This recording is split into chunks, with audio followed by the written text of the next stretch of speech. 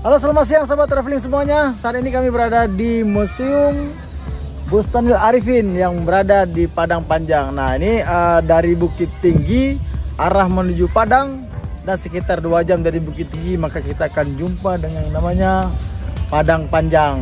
Nah, ini merupakan sebuah museum lama yang sudah pernah dikunjungi oleh salah satu Presiden Republik Indonesia, yaitu Ibu Megawati. Oke, sahabat semuanya, kita akan melihat bagaimana kondisi di dalam museum. Kalau dilihat dari luar sih ini sangat indah sekali.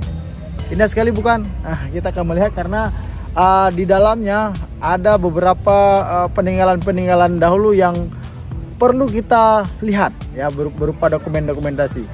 Oke, ayo kita lihat.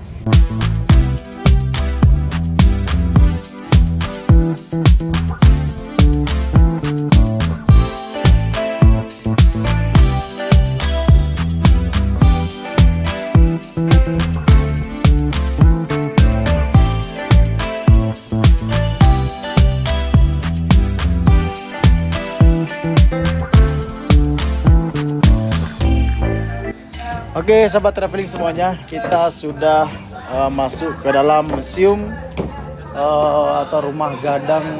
Kalau pilihan ini tadinya rumah museum Bustanul Arifin. Nah, bagaimana kondisi di dalam? Kita lihat. Nah, di sini kita harus buka slot.